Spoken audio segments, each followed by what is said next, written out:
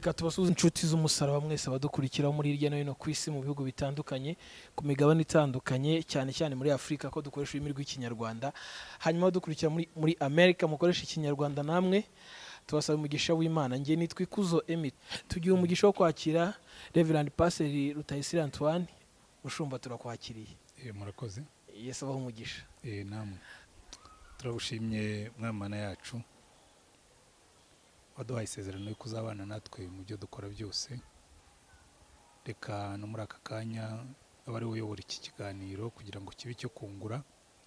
Ni wowe uzi neza abantu bazacyumva bazakireba, uzi ubukene bw'imitima yabo, uzi imibereho yabo ya buri munsi, uzi ibyo bifuza, uzi ibyo bakeneye, uzi ibyo bashakaho. Uyobora iki kiganiro kugira ngo gihure n'ubushake bwawe kandi kizabyara umusaruro wifuza. Tanga umugisha rero, arubaza ari nanjye usubiza. Iki kiganiro kibe ikiganiro cyo kubaka ubwoko bwawe. Izina ryawe rishyirwe hejuru, ubwoko bwawe buhabwe umugisha. Mu izina rya Mwami wacu Yesu Kristo. Amen. Mu byo twateguraga twifuza ko tuzagarukaho cyane cyane harimo uyu murimo dukora. Hanyuma turi abana turimo turakura, twifuza kuzagera ikirenge mu cyanya, ariko hari amabanga mwagiye mukoresha kugira ngo uyu munsi muri abo twigiraho. Hanyuma nza kugira icyifuzo, ndavuga nti umunsi wa mbere nzagirirwa umugisha wo kubakira, nzababaza ngo mwakira ubutumwa bwiza, situwasiyo mwari mu icyo gihe n'icyatumye mwakira ubutumwa bwiza kugira ngo muhindukire. Ubundi mwahindukaga muri bande, mwajyaga he, mwahungaga iki? Icyo ni ikibazo cyiza kubera ko jyewe nakijijwe muri 83 cyangwa na 4, kuko ibyanjye byabaye progressive, byagiye bikurikirana. Kuko muri 83 nagize shock, ikintu cyampungabanije. Buryo umuntu wese agira ibimuhungabanya mu buzima. Icyo gihe nari umwarimu muri universite, hanyuma kubera politike y'igihugu twari dufite icyo gihe, mbona ibaruwa imbwira ngo kubera impamvu za leta ntukiri umwarimu muri universite, twakohereje kwigisha muri tronkome. Iyo yari shock ubwabyo, mbese cyari ikintu gihungabanije ubuzima. Ko nari maze kubona buruse ngiye kujya kwiga muri Amerika, mbese bivuga ngo gahunda zose nari mfite z'ubuzima ubwo zirapfuye, zisubiye inyuma, zisubiye hasi.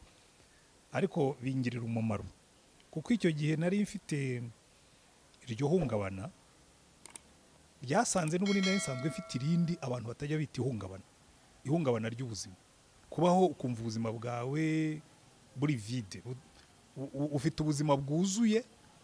Urumva ndi umwarimu muri universite, nari umusore mutoya w'imyaka 24, z'ubwenge, maze ndetse no kubona buruse ngiye kwiga muri Amerika. Mbese ubuzima ni bwiza, ariko ukajya wumva hari icyo bihura, kumva harimo vide, harimo ikintu kidafata.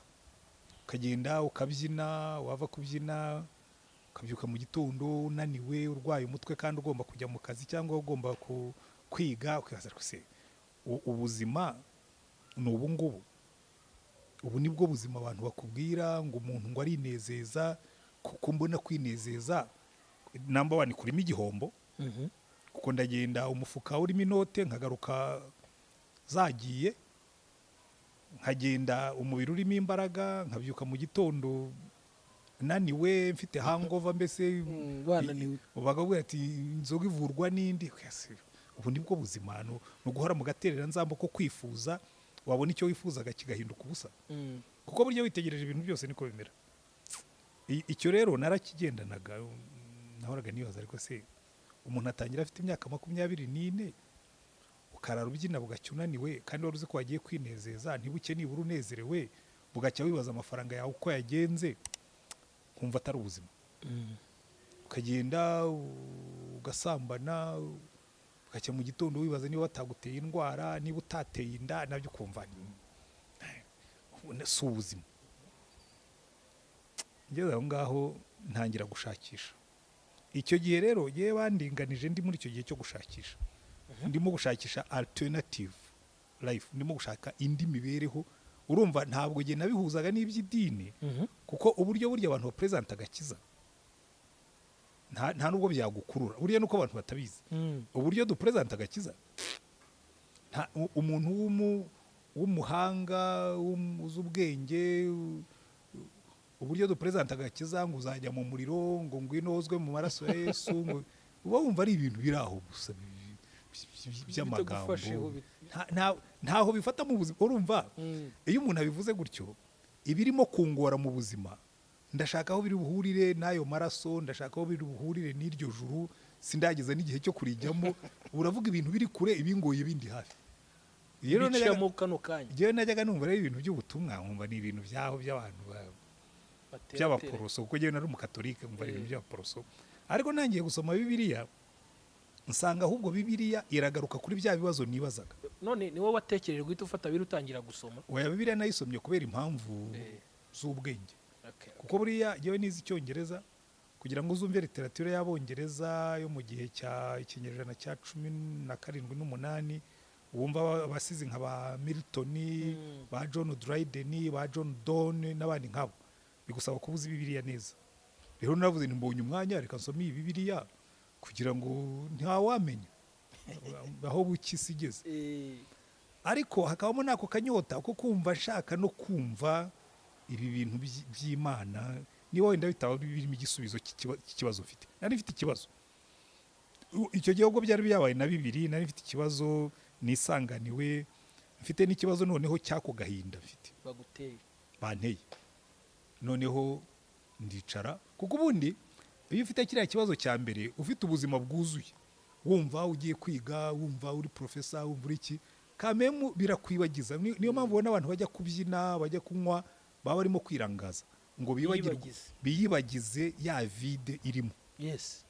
So ukiyibagiza, ukabyina, ukiterera hejuru, ukagira gute, ugasakuza, nibura iyo minota ukaba wibagiwe, ukaza kubyibuka mu gitondo. Ariko nibura uko wanarangiza akazi ugasubira kwiyibagiza.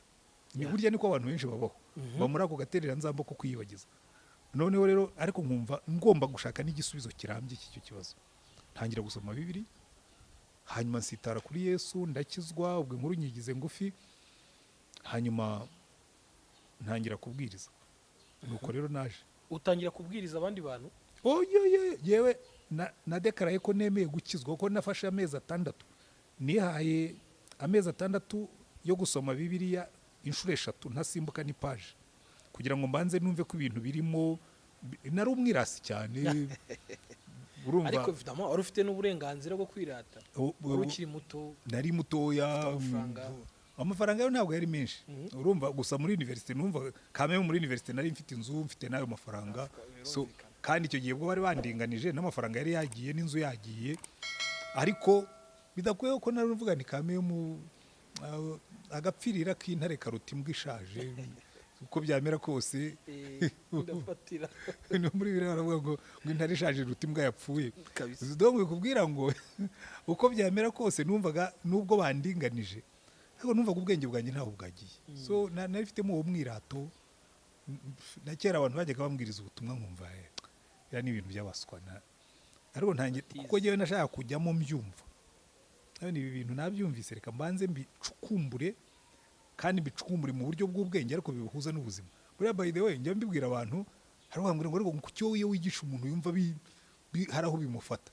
Nuko jewe nanjye nangaga umuntu wigisha ibintu biri aho bitendetse mu kirere, bidafata ku buzima bwanjye, ngo binyumvishe ngo ariko akagakiza muvuga gahuriraho n'ibibazo byanjye bya buri munsi. Ubu rero nshobora kukwigisha agakiza kuri buri kintu cyose waheraho. Ushobora kukikubwiramo agakiza kandi ukakakira. Kubera iki? Nafashe umwanya wo kubihuza n'ubuzima bwanjye.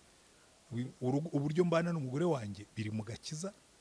Hari ibintu bimwe nyine mvuga ntoya, ntabwo nzagenda nikanga za Sofia ku muhanda, kuko niba hari icyapa cya 60 muringi ubwo ni 60, Imana irambwira ngo jya wumvira abategetsi. Niba udashaka kugira ubwoba, niba udashaka gutinya abategetsi, gikora ibyiza. So niba mbonye icyapa cya 60 ndasirowinga down, ngendere muri 60. Umupolisi namfata akanyiyenza baza abanyenjeje, ariko ntabwo azampaniye yuko nakoze amakosa. So jewe agakiza kanjye kiyaplika kuri buri bintu byose, karamanuka kagera no mu mitekerereze yanjye. Hari ibintu ntashobora gutekereza, hari ibintu ntashobora kureba. Kubera iki? Agakiza kanjye it's a lifestyle. Gutyo. Kubera iki? Kubera ko najyaga numva abantu babwiriza agakiza, nakwitegereza imibereho yaho nawe numva ibyo byose aba ntacyo wandusha, so kariya gakiza ntacyo gatanga imyitwarire. Kandi uzabibona n'abantu benshi burya uzumva abantu badakunda gukizwa haba ngo siko mbona abapastori bagira batya, uko mbona n'abakristo bagira gutya, bikwereka ngo yararebye abona ka gakiza nta nyongera musaruro gafite muri ubu buzima bwa hano, kuko burya twigishije agakiza kajyana mu ijuru, ntabwo twigisha agakiza kabesha abantu ku isi. Nyamara Paulo yaranditse aravuga ngo aka gakiza tubabwira kagira umumaro muri ubu buzima no mu buzaza naho. Amen. Icyo rero nicyo tugomba gutekerezaho cyane. Wenda icyo tuze kukigarukaho nyuma, ariko noneho umaze guhindura ubuzima, urakijijwe, hari abajeni bagenzi bawe, hari abanyabwenge bagenzi bawe mwasangiraga, Antoine baragufata gute? Ibyo byabaye ikibazo kirekire. Ndaguha ingero ebyiri. Abasore bamwe twafatanyaga rwose mu kwidagadura mu byaha baje kunsura aho bari baranciriye nyine Rurindo, niko twabyitaga ngo bamuciriye Rurindo. Uretse ko nageze aho nabyo ndabihindura, ntabwo banciriye Rurindo, banyohereje Rurindo kuhakora. Ko nageze aho byose ndabihindura, ariko ibyo wenda tuze kubigarukaho nyuma. Barifata baraza baza kunsura, baza kunyagira nyine, barambwira ati rwose warababaye kabisa, warakubiswe, ariko ntabwo ari impamvu yo kujya muri ibintu by'amadini. Bari abantu twiganye mu seminari, ibintu by'agakiza byakuje mu biti. Ndabatekerereza, ndababwira, ntangira no kubabwiriza, barambwira atoya ibyo byihurire, nta ibi bintu pe urumva nta na gahunda ufite yo kubivamo. Nari kubivamo, ahubwo mfite gahunda yo kubikomezamo nka progressa nkarenzaho. Barambwira ati noneho turakuretse, turakubara nk'uwapfuye. Ndavuga nti iryo jambo mukoresheje ni ryiza cyane, kuko Antoine wa wundi muzi mwajyanaga mu byaha, mwajyanaga mu nzoga, mu kubyina, mu bagore, uwo yarapfuye, nanjye naramuhambye, ahubwo muzaze mwereke agatumbikaho namushyize rwose. Uwo ngo nashyizeho tombstone, uwo yarapfuye yarangiye, hari undi mushya. So uwo muvugana na Antoine mushya, icyakora wibuka ibyo yahozemo akagira isoni zabyo, ariko ubu cyari mu gihe bansezeraho. Ndavuga nti tuzakomeza tuba inshuti, ariko ntibizaduteranye. Bageze aho babonye mbikomeyeho, baragaruka batumva tuzagutwara ukuri, ntabwo twabipfa, abo baragenda. Abo twakoranaga muri universite bo, urabona muri za 82 na 3 nibwo nakijijwe. Ibintu by'agakiza byari ibintu by'abaswa, nta bantu bize bakizwaga icyo gihe rwose. Iyo wabonaga umuntu wize yarakijijwe, wari ugatafuta rero buriya agomba swati kuba ari umunyabibazo washatse ubuhungiro muri Yesu, cyangwa se agomba kuba ari umuntu wapayutse mu bwonko. Ndibuka nawe n'umwarimu umwe ufite Bibiliya mu ntoki, hari inyakirama niho twigishaga, arandeba we Nyakinama ya Musanze nyine, hari akademi militaire, arandeba yifata gutya, arambwira ngo nge ngusigaye ugenda na Bibiliya. Ndabona nize we kugenda n'ibitabo by'ibyo wigisha, nanjye ngenda n'igitabo cy'ibyo nigisha. Usigaye wigisha Bibiliya. Yari yaranditse igitabo cyitwa Les Sacrifices Humains Antiques et Mythes Christologiques, mbese ngo ibitambo bya kera by'abantu n'imigani y'ibya Yesu. Yerekana ko ubukristo rwose ari fake. Yari n'umuntu wari warigeze kuba wihaye Imana bivamo. N'igitabo cyanjye nanditse cyerekana ko ibyo bintu biri fake rwose, ari ibintu byaho by'imbura mu maro. Ndavuga nti kiriya gitabo cyawe naragisomye. Waragisomye? Ntabwo maze kugitangaho conference nka 3. Ninerekana ko rwose wahushije. Arambwira ngo kiriya gitabo ngo kirimo ubuhanga n'ubushakashatsi bwo burimo, ndabyemera. Ariko reka nkubwire ikintu kimwe, reka nkuhe igihinyuza, uzanshakire nibura umuntu umwe wagisomye yari umusinzi akava ku nzoga, yari umusambanya akabireka akahinduka, umwe wenyine.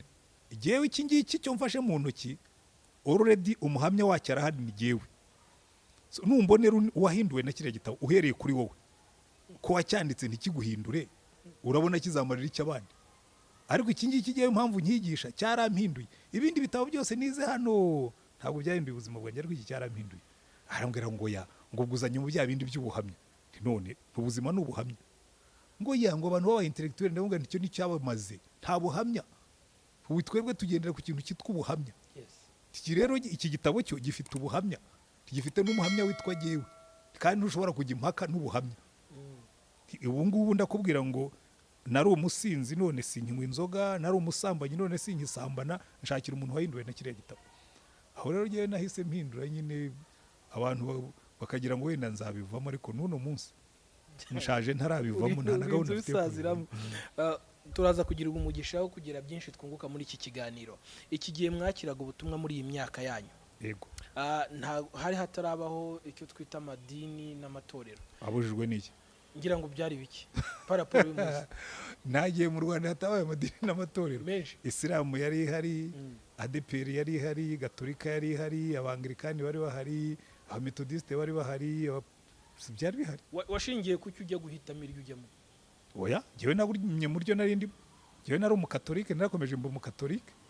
Jewe njya guhindura nka Umwangilikani nahinduye ngiye kurongora kuko umugore wanjye yari Umwangilikani.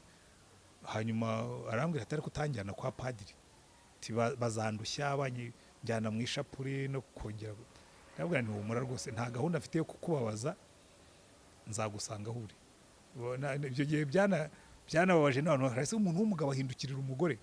Namwe no mu gitanda turahindukira kuki se nta muhindukirira mu buzima nta kibazo. None se ntiyigeze ugira agatima ko kongera gusubirayo nyuma yo kumaze gukora mariage? Kerege banyemerera bakanyemerera kuza nk'abapadiri ariko mfite ikanzu, mfite n'umugore. N'uno munsi uzashake umusenyeri umwe antumeho ambwira ati Antoine turakwemerera uze n'umugore wawe n'abana bawe uzane ikanzu yawe tukugire padiri. Namu uzi impamvu? Hari igihe ndeba misa isohotse nkabona abantu nk'ibihumbi 3 basohotse muri misa ya mbere, nkabona abandi nka 3 basohotse mu ya kabiri, nkabona abandi basohotse nkavuga wanjyana hariya bariya bari mu njya kubwira Yesu. Nta hano hasohokamo magana ngahe gusa, jewe nishakira hari abantu nkababwira Yesu. None se wamuvuga nk'uko hano umuvuga? Jewe ugezemo hariya uwa ni wanjyana mu musigiti navuga Yesu bakagukundira. Ubuze ko ndimo kumuvuga aho wanjyana hose namuvuga, wenda ukanyirukana ariko namuvuze. Hanyuma umubatizo wo muri Katolike utandukanye no mu twita abarokore. Iriya ni ibyanyu. Burya umubatizo nyamubatizo nemera n'uwo mu maraso ya Yesu, ukava mu byaha ukabyihana, hanyuma ukabatizwa mu mwuka ugakorera Yesu. Jewe kikwereka ko Imana yo nta kibazo ifitemo. Jewe nihanye ibyaha nuzuye umwuka nkiri umukatolike. Nabatijwe mu mazi menshi naruzuye umwuka. Ushobora kwibwira ko ari ikinyoma, no kwa Koruneliyo niko byagenze. Petero yatangiye kwirazika Imana iravuga ati uyu nguyu ndabona arimo gushyira iby'imbere arabishyira inyuma. Imana umuntu yemeye Yesu, none wowe uri muribaza niba uri mubatize kubita buzuza umwuka. Petero akoresha inama ati abantu buzuye umwuka turanga kubatiza mu mazi. Kubera iki? Barababatiza. Buzuye umwuka batarabatizwa. Nawe niko byagenze. Jewe niko byagenze. Imana yari ibizi yuko ikeneye yuko mbanza nkayikorera, ariko no kubatizwa muri menshi nayo batijwe no kuba yabatizamo jewe nyabatizamo amazi menshi gusa. Uze nkujyane muri Yorodani, uretse ko tutemeye kubatiza muri corona nawe mudumbure niwe ubikeneye. Turayifitemo hano nini ingana na piscine. Ariko no kugahanga mukabatiza. Rega nkubwire ibifite agaciro mujye mubiha agaciro, ifite gatoya mu bihe gato. Umuntu wari uri ku musaraba yabatirijwe hehe? Ntabwo Yesu yamubwiye ngo barabana muri paradizo. Kandi koko hari ibintu mujyaho mukabikuririza, mukabigira birebire, mukabigira byinshi. Jewe binkundiye twese twajya tubatiza kimwe kugira ngo nayo n'ibyo bintu by'amakimbirane biveho. Ariko ubundi urafata, jewe mpora mbibwira abantu nkabwira ni umupagani udafite Yesu wamubatiza mu mazi menshi, wamubatiza muri make asohoka ari umupagani. Icyo yunguka ni ukujanda mu buhoro cyangwa cyane, ubundi cy'ingenzi ni ukuba icyaremwe gishya. Ibindi bisigaye n'imihango y'idini. Ariko jewe ndi Umwangilikani simbihakana kose gufata umwana nawe mubatiza mvuga ntireka kuko niwo muco wacu, reka mubatize namara kuba mukuru nabihararuka ukazaza mubatize muri menshi, nabyo ntaribi. So ibyo rero jewe iby'ingenzi mbiha agaciro, ibiri periferike nkabiha agaciro gato. Kuko burya umubatizo si ubwinshi bw'amazi, kuko ni ikimenyetso cy'ibyabaye muri wowe imbere. So ikimenyetso cyo rero nshobora kugigushyirishaho amazi make cyangwa menshi, ariko ubundi binkundiye, ubwo ndavuga nkanjye, ubwo mvuze nk'Umwangilikani, ubundi binkundiye nka Rutayisire, twese kugira ngo hatazagira n'umuntu uzongera kujya impaka ku mubatizo, twabashyira mu mazi menshi. Kuko n'ubundi ijambo baptizo uwaduhemukiye n'uwahinduye Bibiliya. Ijambo baptizo ntaritaradubize, ahubwo akarirekera mu Kigiriki, kuko bateme batize ni Ikigiriki bahinduye igifaransa cyangwa icyongereza. Iyo abihindura akavuga ngo mugende mujye mu mahanga yose, immerse them, mubadubike, mubinike, icyo gihe byari kutworohera. Uwo ari kujyaza yari kujya asoma Bibiliya akavuga ngo mugende mujye mu mahanga yose, mubinike mu mazi.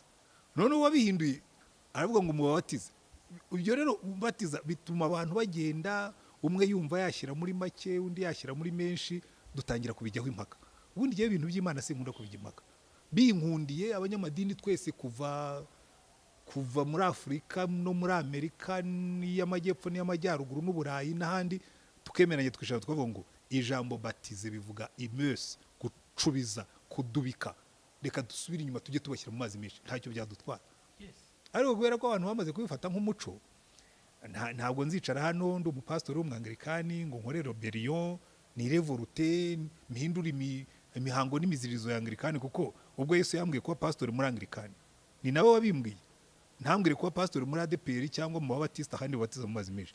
Nzabatiza mu mazi menshi kuko Anglikani irabinyemerera, ariko nihaza ubatizwa mu mazi make akavuga ati niyo nahisemo. Sawa. Ibyo azivuganira na Yesu, kandi ningera kwa Yesu akambwira ati biriya bikorera ikintu ngo si we wanyohereje muri Anglikani. Nkarayira kumvira amategeko n'amabwiriza yayo. Kame mugiye kuba pastor muri Anglikani nibwiriza rya Yesu. Ntabwo ari choice ya Rutayisire Antoine. Pastor, tugirirwe umugisha ko ibintu turimo tuganira mu bizi neza. Reka duse n'abafata gato ku mateka y'Abisiraheli. Hanyuma turebe mu karengane itoro ryagiye ricamo. Turasa n'abinjiye muri Isiraheli. Cyangwa se muri cyagiye cyamatse ibihugu. Yego. Iki gihe bavuga ko Kristo yabatijwe cyangwa Yesu azakabatizwa muri Yorodani. Hanyuma abantu benshi batoye umuco wo kubatizwa muri Yorodani, basa ngo n'abagera ikirenge muke muri Isiraheli. Hanyuma ku bwa Constantino, umva ibyo byihorere, uri muranjyana mu bintu ntajya nkunda kujya wimaka. Abantu babishyira Constantino ngo niwe wazanye kubatiza mu mazi make. It's not true. Umubatizo w'amazi make watangiye muri za katakombe z'abakristo bahungaga itoteza na Constantine ataraza. Kubera ko urumva iyo abantu babaga bihisha mu buvumo, ntabwo bari kubona ibidendezi babatizamo abantu. Bafataga amazi bakayajabura kubigishwa babo, turabatiza. Nta nubwo wagendaga umwe kuri umwe. Uzagenda usome amateka y'abakristo muri katakombe mu buvumo bahungira. Ibyo bintu harwo abantu bajyaho ngo ni Constantine wabitegetse, ngo kubera ko yari umwami ngo batinye kumushyira mu mazi menshi. Ntabwo ari byo. Amazi make yatangiye muri katakombe. Yego na Constantine kuzana abanyeroma bose bakabatizwa, nabyo byongeyemo kubera ko kugira ngo uzabatize abantu 6,000 mu ngungu imwe. Bo hubwo icyo wakoze baravuze tuke bya bindi twajyaga dukorera muri katakombe twihisha, reka tubikorere hano noneho mu kivungi. Bihita bifata umuco. Nabindi byo ni ibintu abantu. Erega burya kwiga ukiga ufite point of ushaka kudefanda, ufite ikintu ushaka gushimangira no bituma unirengagiza ibintu wanize. Kuko umuntu wese wasomye amateka y'Ubukristo akibuka mu kinyejana cya mbere, Constantino yaje mu kinyejana cya 4, akibuka mu kinyejana cya mbere muri za 90 na akajya mu ijana na kajya muri 200 na mbere yuko tugera kuri 300 na mu gihe cya Constantino. Iki gihe abakristo babatizwaga muri katakombe, batezaga mu mazi make. Wese waba urimo kwihisha ukajya gushakisha inzu, ukajya gushaka za Yorodani, ukajya gushaka mu migezi, wowe urabikora wihishe. None se wawe wihishe hano mu rusengero amazi menshi ukayakura hehe? Ibi bintu urabyanga, ariko urimo urereka abantu kuri. Nubwo byanga kubyinjira. Oya, jewe reka nkubwire. Jewe nihaye umwanya, icya mbere narize, icya kabiri narakijijwe. Rero nanga umuntu ushaka impamvu zitarizo ngo adefande ikintu ashaka kudefanda. Ngiye nshatse kudefanda umubatizo w'amazi menshi, ntabwo najya muri ibyo bya Constantine. Huyo nababwira nako nimureke kubera impamvu 3 ngiye kubabwira. Ni mureke impamvu ya mbere. Paulo aravuga ngo iyo tubatishwa tuba dushangwa na Kristo mu guhambwa ke. So ntabwo wampamba mu binonko ngo isije w'umukungu uvuge ko wampambye. Ugenda ubadubike mu mazi ubahambe mu mazi. Iki ni igishushanyo. Icya kabiri, biraduteranya ugasanga umupantekote n'umwangilikani n'umugatolika barimo barapfa amazi menshi kandi twese tuyafite. Iyo yaba ari impamvu yo kubihuza nkabikuraho. Sibyo? Icya gatatu, etimoloji y'ijambo baptizo ni ukwibika. Ahubwo ibyo bitatu birahagije kugira ngo tubyumvikaneho tubikore kimwe, hanyuma tujye muri iyo se Yorodani muzayikurayo. Wavuze ko muzamushyira mu kidendezi. Uragenda wubake ikidendezi hano cyite Yorodani, n'icyo mu rusengero ntikitwaga Yorodani, kitwaga Silowamu, ntabwo bari baragize. Anyway, reka ibyo ngibyo rwose, reka nkubwire ikintu kimwe. Ubu ntakubwiye ko nabatiguye mu mazi menshi n'ubundi ntiwari kubimenya. Bazatumenyera ku mbuto twera, ntibazatumenyera ku mibatizo twabatijwe. Agakiza kabonerwa muri Yesu, ntikabonerwa mu mubatizo. Ariko ngewe ku bwanjye, kugira ngo utaza no ndabizi bamwe ngo ngo nubona ngo yagiye kubwana n'umuntu w'umuporoso ngo utanasobanukiwe. Ngewe ndasobanukiwe, haba mu buryo bw'ubwenge, haba mu buryo bw'imikorere, ariko ntabwo nshobora kujya impaka ku kintu kidahesha agakiza. Ntabwo umubatizo uhesha agakiza, agakiza kabonerwa muri Yesu. Ariko binkundiye twajya tubikora uko tugomba kubikora. Tugira umugisha wo kugira ngo tubane, iyo turi kumwe n'abanyabwenge turunguka, kuko biradufasha. Aha biri buze gufasha abazakurikiye iki kiganiro bose. Pastor Antoine, agakiza uko akavuze kari mu mutima, iki gihe cyanyu na mbere ukibyumva hari umuco wabagaho. Nituza gusa n'abinjira mu mateka n'umuco w'icyo gihe, abantu bakakira agakiza muri bo bakakiyumvamo, ariko bakajya kubisanisha n'umuco wari w'icyo gihe. Usanga uyu munsi bisa naho bigenda bigonganisha abantu n'ubundi. Gute? Ndaguha urugero. Tujye mu madini tutari bivuze kuvuga amazina ngo tuyibande. Aho usanga icyo bita nka discipline yabo igonga abayoboke babo. Yego. Kubera generation tugezemo. Hari n'uyu munsi abo bajya kumva birukanya abantu bari kuza kuri YouTube, bari kujya kuri radio, muri social media ngo be gutanga ubutumwa. Ngo ibyo ni ibya pastor ngo bo ntibibareba. Ugasanga bari misi. Oya. Je ndibwira yuko ubundi ubutumwa bwa Yesu Kristo, ibyo nuzabona itorero ryatangiye gukora gutyo, ujye urisabira, turisengera cyane. Kubera ko buri ikintu cyishe ubukristo. Erega burya amadini yose akura kimwe, nuko abantu batabizi. Uzitegereze ndaguha urugero. Ubu ngubu twebwe tugira kola, ka kantu twambara mu ijosi, tukagira n'amakanzu.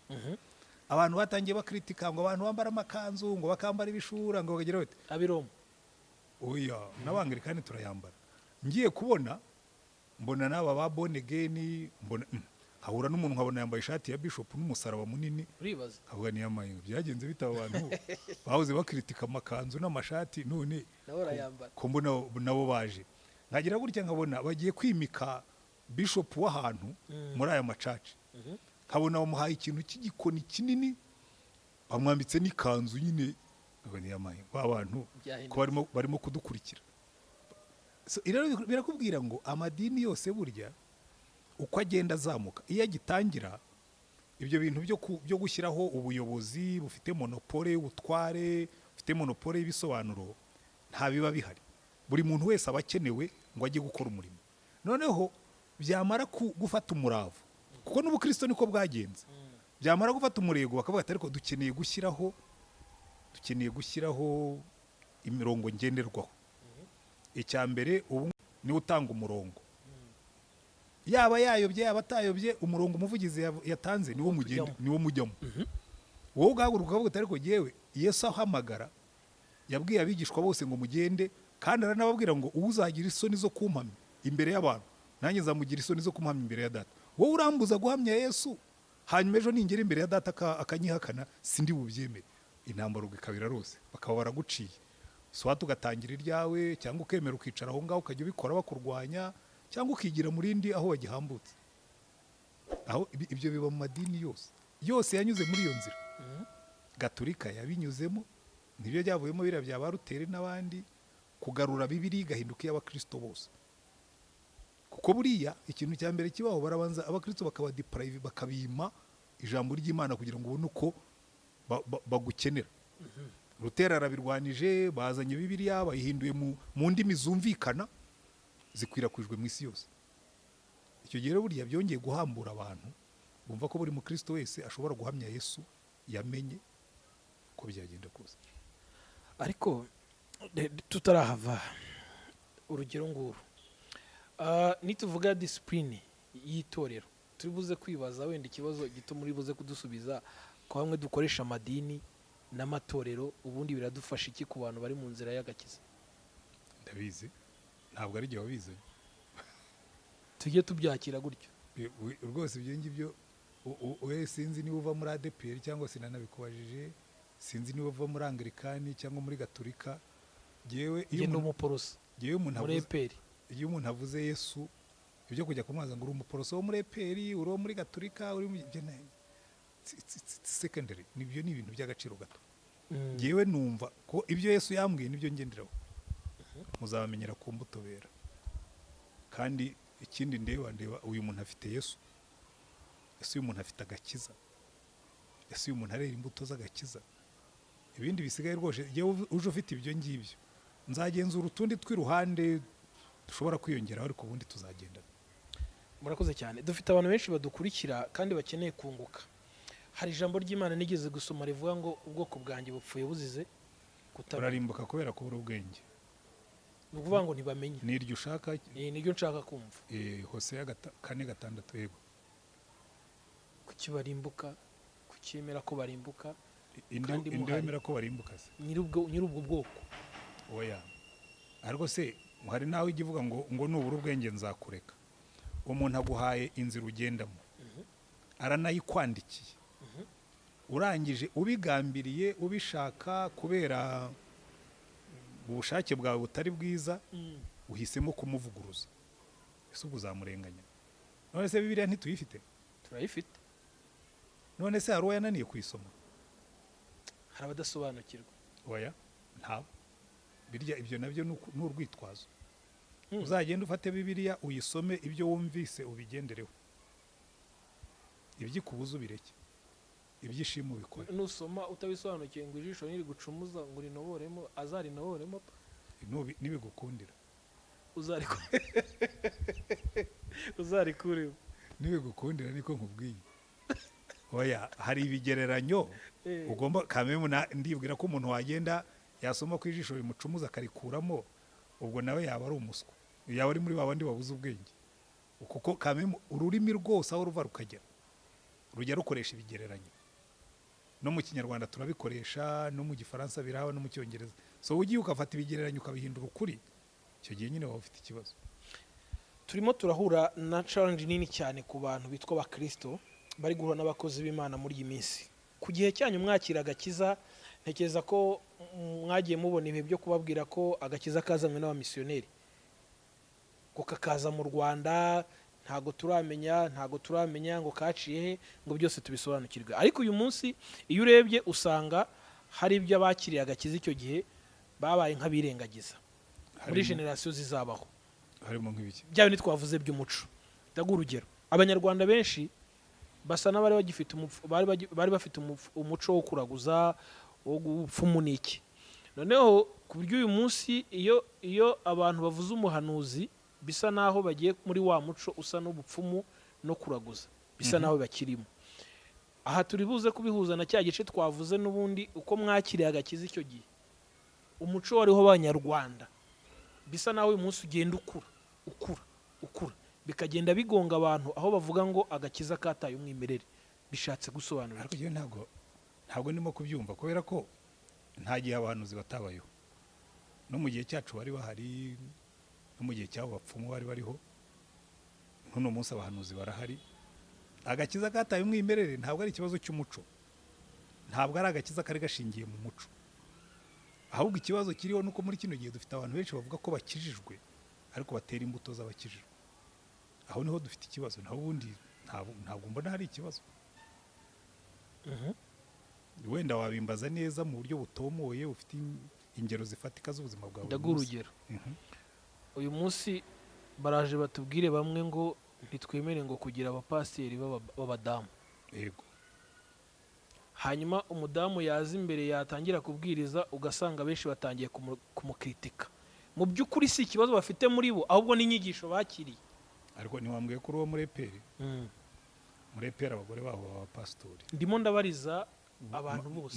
Ahubwo mwebwe muri n'imbere y'abandi kubera ko mufitemo n'abaperezida ba za presbyteri b'abagore. Babagore. So niba niba muri eperi umugore ashobora kuyobora presibiteri, muri anglikani akaba ashobora kuyobora paruwase, uretse ko tutaragira abasenyeri b'abagore, ariko nko muri Kenya batangiye kubagira, ubwo n'ahandi wenda bizagenda biza. Cyewe nta kibazo mbonamo. Cyewe nemera uburinganire bw'umugore n'umugabo kuva kuri Adamu na Eva, bombi umugabo n'umugore niko Imana yabaremye, mu ishusho y'Imana niko yabaremye. So ibindi bisigaye ni discipline z'amatorero, ntabwo njya nzitindaho. Nibyo navuye nti hari ikintu ntajya njyaho impaka. Iwawe kwa Emi ushobora kuba udakunda ibirayi bitogosheje, ukabirya ari ifiriti. Cyewe nkaba nkunda ibirayi bitogosheje nkabirya, ntakunda ibitogosheje nkabirya ari ifiriti. So niba ukunda ibirayi by'ifiriti, birya ifiriti. Niba agiye mbikunda bitogosheje, reka mbirye bitogosheje. Izo ni discipline z'itorero.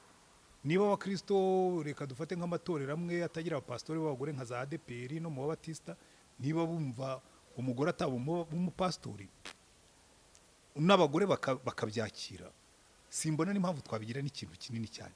Bafite iyindi mirimo bakora mu itorero. Kwa padiri baba babikira, bakaba barimu, bagakora iyindi mirimo. Uwo mubyigano nta n'itegeko ry'Imana rivuga ngo umugore agomba kuba umuyobozi, ariko muto akaba n'umuyobozi, nta n'itegeko mbona ribibuza. Aya makimbirane asa nashingiye kuri ayo madisipurine, nta bakristo benshi azagonga. Ntabwo azagonga abakristo, ashobora kugonga amadini, ariko ntabwo mbona aho yagonga abakristo.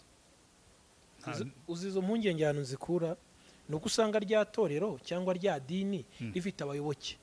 Ejo bazaza kwa Antoine cyangwa bakajya kwa Emi, bakajya n'ahandi, bagera kubera ibyo bazi wabo bakagira ngo baguye. Indugira ngo baguye se wa mukristo. Okay, fine.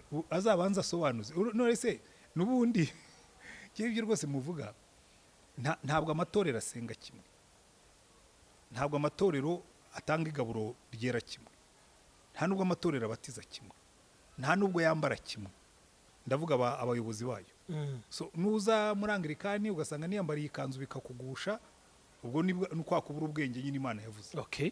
Tega amatwi ijambo ndimo kukubwira ko nubundi ndiryo waje guhaha, ntabwo waje guhaha imyenda yawe. Niwumva ari gufashije, ukindi rigufashe. Niwumva ritagufashije, ujye gushopinga hano. Uva hangaha wigende. Muri ibi bihe turimo turacamo, Isiraheli nk'igihugu bisobanura iki mu bahanuzi twe nk'abanyamahanga cyangwa bo bitwa ngo abanyamahanga? Ijambo abanyamahanga naryo ryitondera, kuko muri Bibiliya rivuga ibintu byinshi. Abanyamahanga n'abantu badafite umurage mu gakiza k'Imana, ariko niba uvuze Isiraheli nk'igihugu, natwe nk'abandi bantu batari abayisiraheli, tukabihuza na prophecy n'ubuhanuzi. Ubuhanuzi buvuga ko Isiraheli mu minsi ya nyuma, hari ubuhanuzi bwinshi buri kuri Isiraheli. Mu minsi ya nyuma Isiraheli izakizwa, mu minsi ya nyuma intambara ya Magedoni izabera muri Isiraheli, iminsi ya nyuma niho Yesu azamarukira ku musozi wa Elayono, iminsi ya nyuma. So hari ibintu byinshi bavuga kuri Isiraheli, ariko ibyo nkubwije ukuri ntabwo mbitindaho cyane, kuko Imana ntiyantumye muri Isiraheli, yantumye hano mu Rwanda. Ibindaza ishinga bimbuza ibitotsi n'abapagani b'abanyarwanda barimbuka. Isiraheli buriya nayo izagira umwanya wayo, cyakora Imana ni intuma yo nzajyayo. Yagutumye ku Banyarwanda? Ubu jewe yanshingiye borune rwose, imwe yayiteye ku Rusumo, indi ishyira mu Kivu, indi ishyira Kagitumba, indi ishyira Rusizi. Irambwira ngo haniho nkutumye. Niyo ngiye ahandi ubwo mba ngiye ndi umushyitsi, ntabwo njye numva afite umuhamagaro wo kujya mu mahanga. Ndimwe kugeza uno munsi.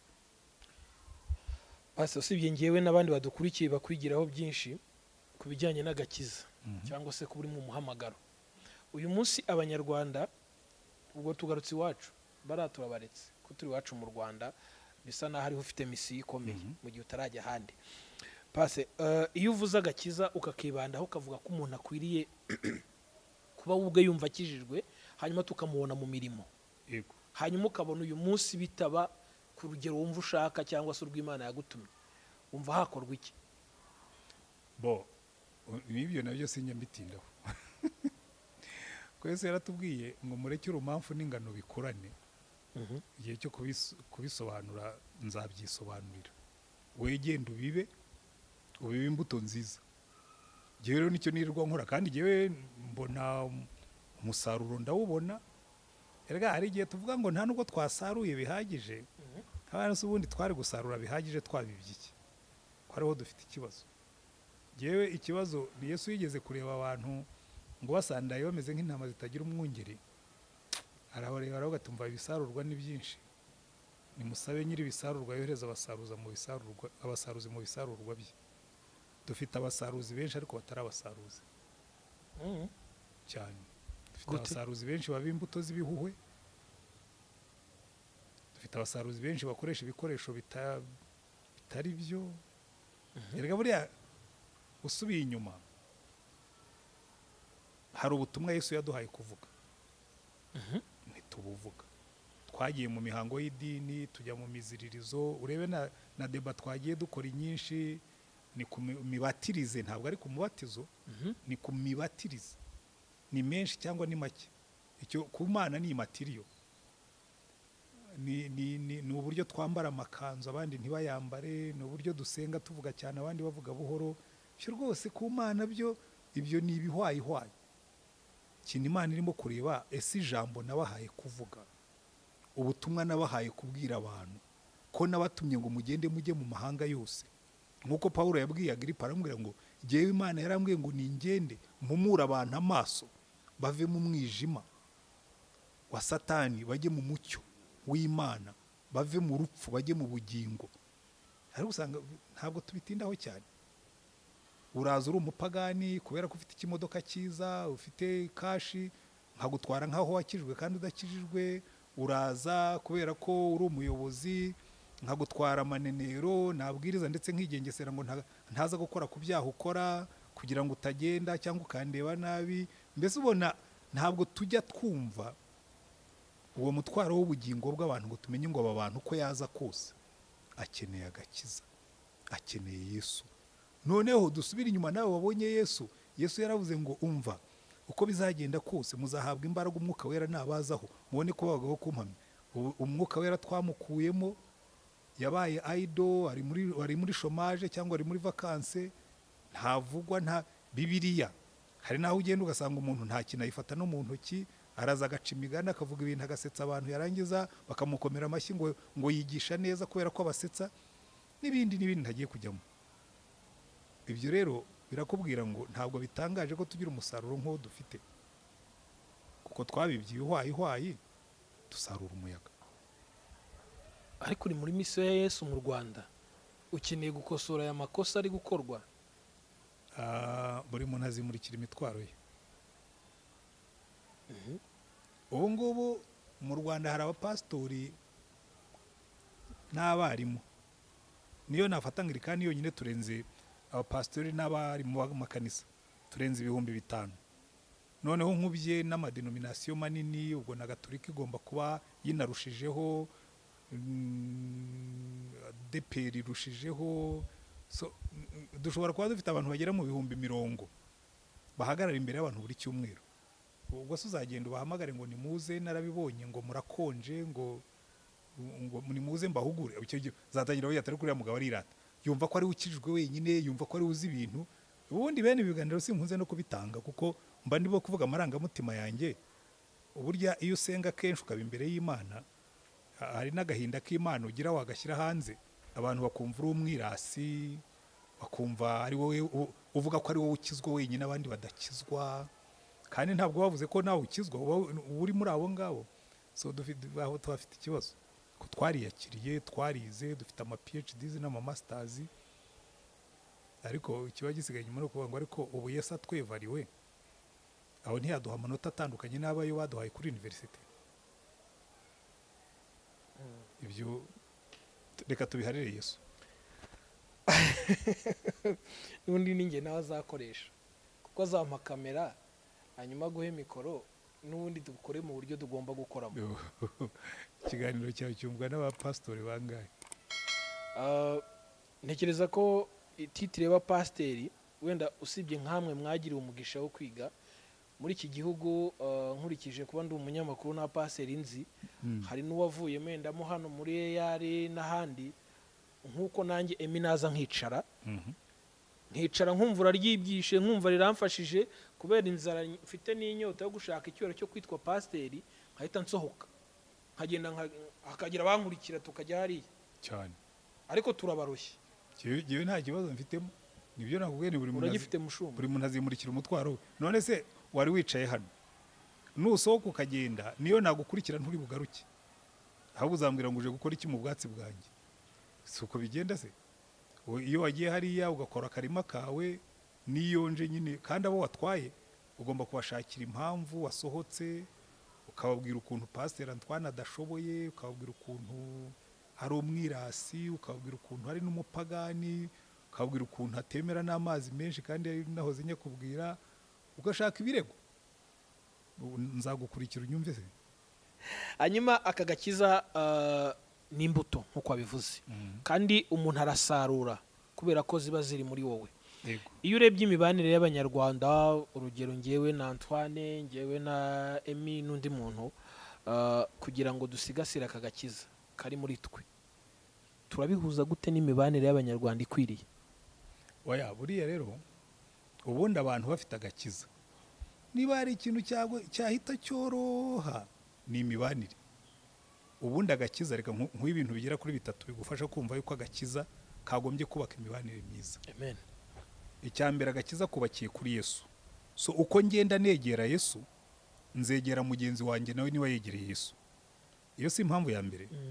Impamvu ya kabiri, Yesu ubwo yarivugiye ngo nimukundana nibwo abantu bazamenya ko muri abigishwa banjye. Bivuga ngo ningera kuri Yesu nkahasanga Emi ahagaze, nkaba nibuka ibyo Yesu yavuze, nzavuga ngo uyu muntu yaba yirabura, yaba ari muremure, yaba ari mugufi, yaba afite amajigo, yaba afite imisaya irambutse, yaba afite izuru rinini, yaba afite ritoya, ngo nimo ndavuga ibyo bitandukanye Abanyarwanda. Icyambere ngomba gukora ni ukumukunda, kuko niba avuga ko afite Yesu, mpamagariwe kumukunda, kuko nidukundana nibwo bazamenya ko turabigishwa be. Icyo si icya kabiri. Icya gatatu, uyu muntu niba yegereye Yesu akaba afite agakiza kukuri, akuzura umwuka. Imbuto ya mbere utungukiraho mu mwuka, bavuga ngo imbuto y'umwuka ni urukundo, ni amahoro, ni ibyishimo, ni ukwihangana, ni ukugira neza, ni ukugwa neza, ni ingeso nziza, ni ugukiranuka, no kwirinda. Urumva ibintu byose by'agakiza biganisha mu mibanire myiza y'abantu. So niba tutabana neza nta gakiza gahari. So kiri farede montre. Umuti ni agakiza. Tugaruke ku isoko, tugaruke kuri Yesu, twumvira amabwiriza ya Yesu, turangiza twuzura umwuka. Jenoside yakorewe Abatutsi muri 1994 mu Rwanda, twe twari abana. Hanyuma ntituza gutindayo, ni gato gusa kugira ngo abantu baze kumva aka gakiza uri kuvuga. Iyo urebye isi y'icyo gihe, hari utwagane mu minsi ishize arambwiye ati ngenda cyari muri 1994 kuva mu kwa mbere kugera mu kwa karindwi, ati niho nyiri ndacyahakatakata. Base ukurikije agakiza kari icyo gihe n'imibanire n'uyu munsi, ni iki cyakosotse kuko mwakoza akazi katoroshye? Ntacyo. Reka nkubwire, ndabigutandukaniriza. Amadini uko yarameze muri 1994 na mbere yaho, kuri icyo kintu kijyanye n'icyatumye jenoside yakorewe Abatutsi baho, umurimo twakoze ni muto cyane. Nubwo abantu bakubwira ngo twakoze munini, ni muto cyane. Kubera iki? Kuko nyibona imbuto mbi zabyo. Uyu munsi umuhungu arikundanira n'umukobwa, ukabona ibyo bibazo birongeye birapfunutse. Amadini bajya gutora abayobozi, ukabona ubuhutu n'ubututsi birapfunutse. Bikambwira ngo twaracayutse. Ujya ubona amazi yanduye, yego, ukayatereka akamara umwanya, ibyondo bikajya hasi, amazi akajya hejuru, wajya ureba ukabona ni meza, kugeza igihe ushyizemo akantu wazunguza ukabona bya bikundukundu birongeye birazamutse.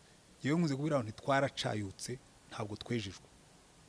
Icyo kibazo kiracyahari, ndakibona buri munsi, mbona impumuro yacyo, ndayibona iyo twagiye gutora abayobozi mu matorero. Wese ntabyibona? Ndayibona iyo abahungu n'abakobwa bakundanye, ndayibona utuntu nk'utwo turacyafite ikibazo. Bivuga ngo twagombye gusubira inyuma, ahubwo tukayungurura, tugakora ibyo tugomba gukora. Uti rero icyakozwe n'iki? Leta yakoze ibyayo. Ubundi ari amacakubiri yabibwaga na leta, ikayabagarira, ikayasigasira, ikayashyira no muri politiki, ikayashyira mu bikorwa, tukayumvira, tukabona n'impamvu. Ubu leta yo yashyizeho amategeko abihana, ishyiraho politike zo kugorora abanyarwanda, ahubwo icyo twagombye gukora ni ukuyifasha ngo natwe dushyiremo akacu, dukoreshe Bibiliya, dukoreshe ijambo ry'Imana, tubwire abantu ngo twaremwe mu ishusho y'Imana, muri Kristo nta muhutu nta mututsi nta mutwa, twe Kristo ari muri bose abari byose. Niba Pawulo yaravugaga ngo muri Kristo nta munyeshyanga rigawa, nta muyuda nta mugiriki, twe twagombye kubikonvatinga, twagombye kubihindura, twavuga ngo muri Kristo nta muhutu nta mututsi nta mutwa, twe turi abana b'Imana.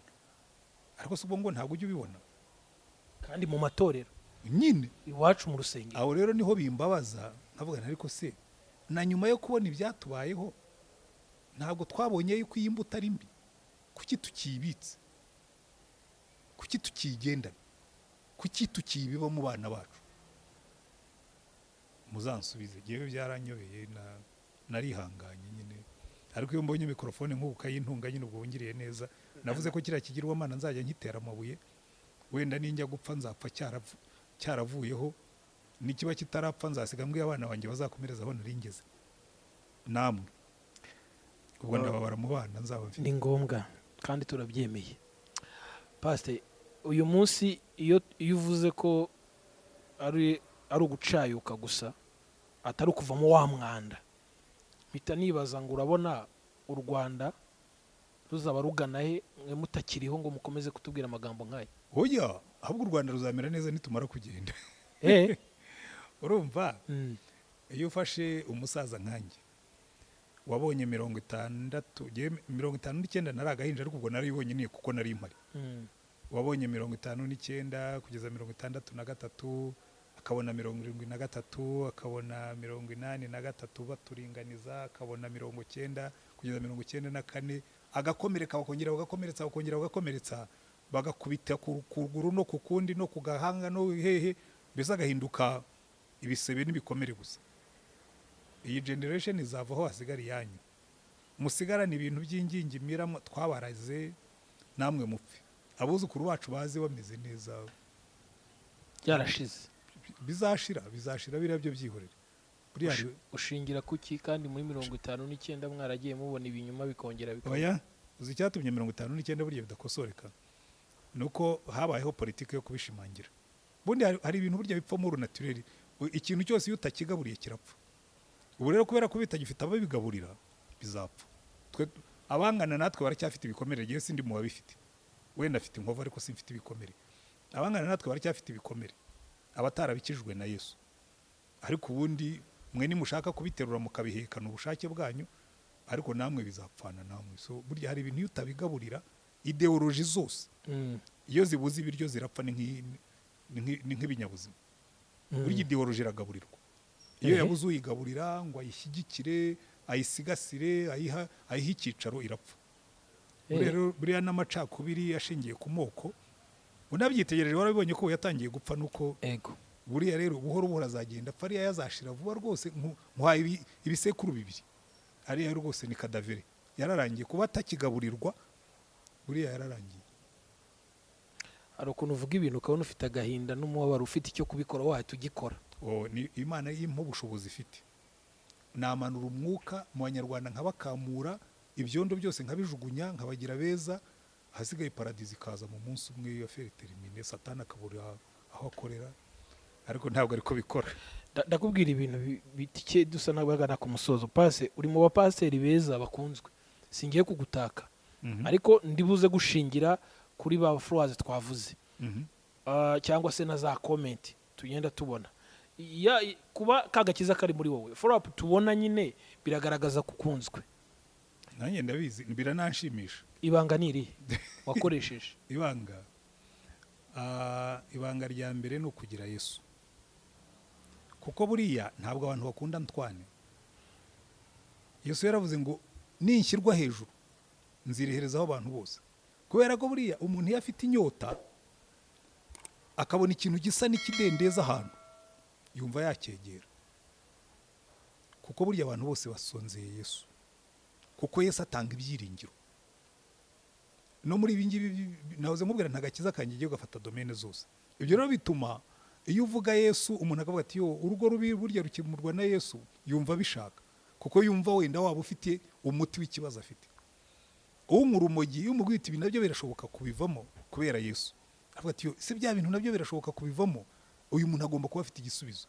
Umuntu we yaravuze ngo leadership is a sale of hope, ngo ubuyobozi ngo ni ugucuruza ibyiringiro. Iyo rero iyo uvuga Yesu ukamuvuga neza, iteka ryose abantu bumva hari ibyiringiro ko ibintu bishobora kuba byiza. Icyo ni kimwe. Icya kabiri, ngiye mvuga ibyo nemera, simpindagurika. Uko Antoine navugaga nkikizwa niko nkivuga n'uyu munsi. Icyo rero burya nabyo abantu barabikunda bakavuga ati ariko nibura uriya we tubona adahindagurika, ibihe ntibimuhindura. Ntabwo ibihe bimuhindura, kandi koko jyewe nshobora kunyura mu bihe bibi, ntabwo nzanyura mu bihe bibi ngo mbizane kuri mikrofone hano ngo wumve ndimo gutukana, wumve ndi boya. Ibyo ngibyo sinjya ntoragura amasashe. Niba ntunze mikrofone ndasubiza ibibazo wambajije, sindi buzanimo amarangamutima yanjye. Niba hari uwambabaje, ntabwo ari umwanya wo gutongana nawe. Bwira abantu ibibubaka, ko nibyo abantu bakeneye. Ibindi rero burya umuntu wese uguha ibyiringiro uramukunda, ariko wenda ubwo n'Imana ishobora kuba yaranyihereye umugisha wo gukundwa n'abantu nabyo birashoboka.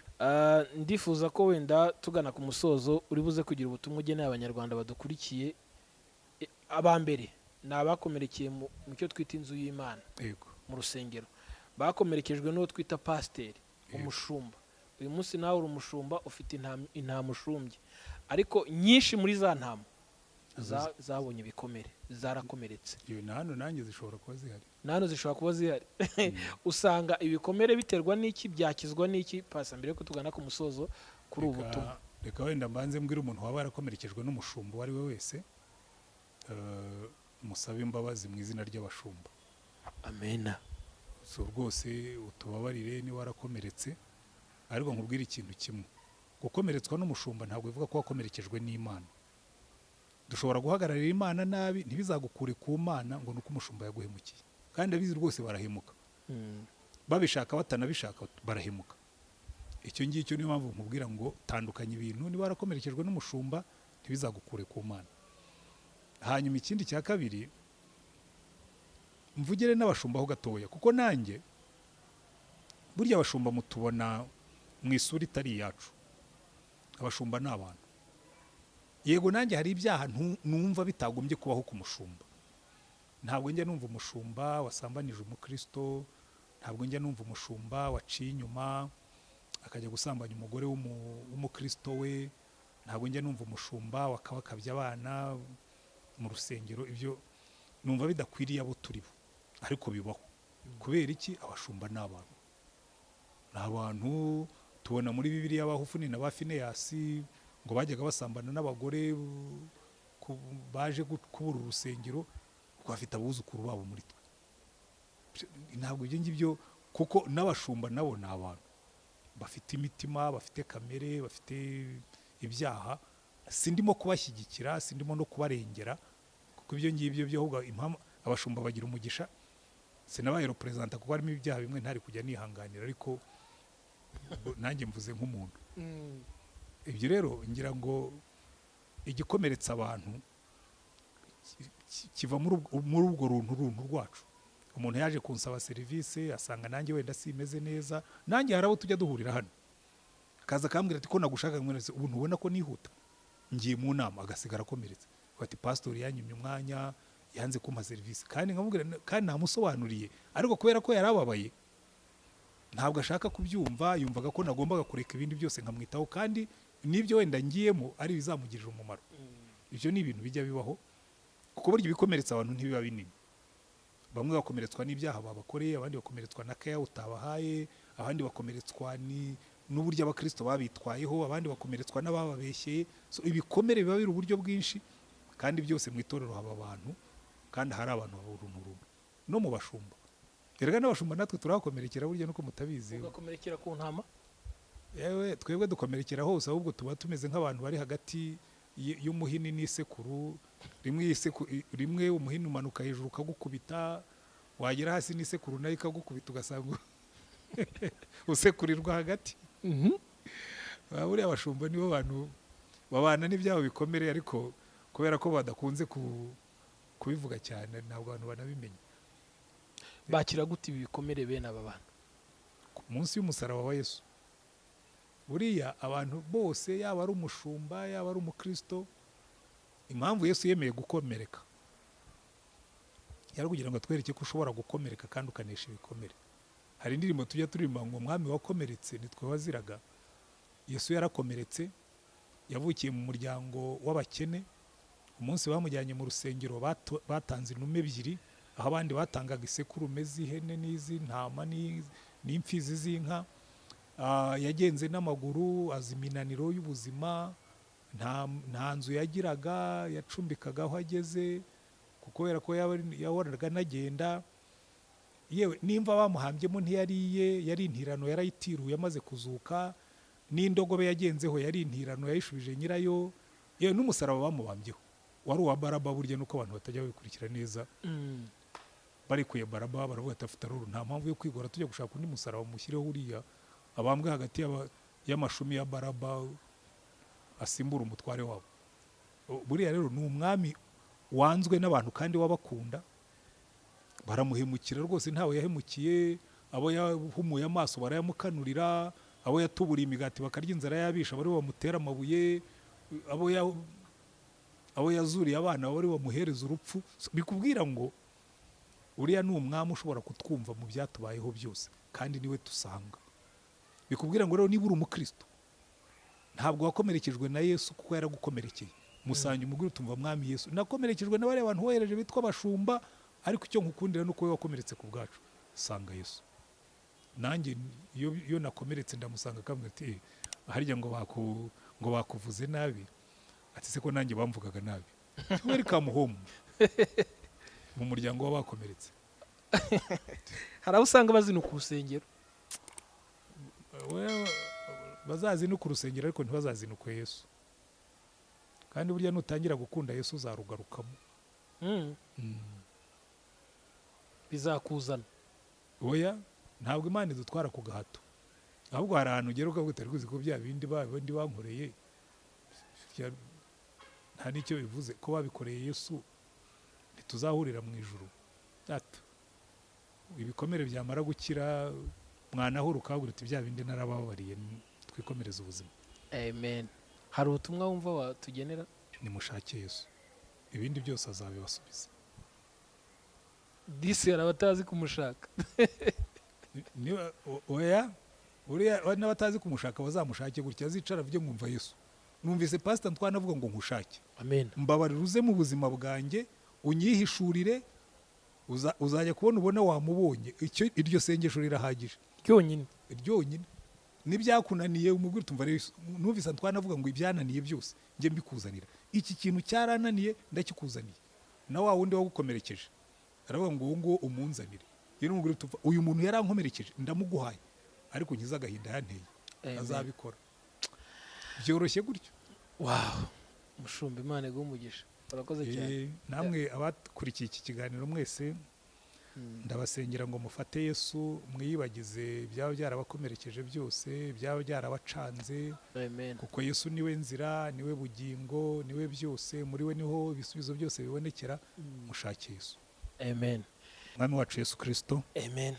Reka buri muntu wese wumvise iki kiganiro ntasigarane ibintu by'ibihwayihwayi by'inyuma, ntamere nka babandi barya ifi babona miho akaba ari ryo basigarana, akaba ari ryo bavuga, ahubwo batoremo kimwe gusa, yuko ari we igisubizo cy'abari mu isi, ko ari we agakiza kabonerwamo, ko ari we gukira bibonerwamo, ko ari we umugisha ubonerwamo, kandi wari ufite urufunguzo rw'ubugingo bw'iteka, kandi ari ufite urufunguzo rw'umunezero wacu. Umugisha abantu bose bakurikiye iki kiganiro, ubabere igisubizo, ubabere byose, mu izina rya Mwami wacu Yesu Kristo. Amen. Reka mwese abari badukurikiye muri uyu mwanya dushimire Revera Pastor Antoine RUTAYISIRE, arakoze cyane ku musanzu we ukomeye. Nge narikuzo Emi, kandi tubana mu biganiro bitandukanye.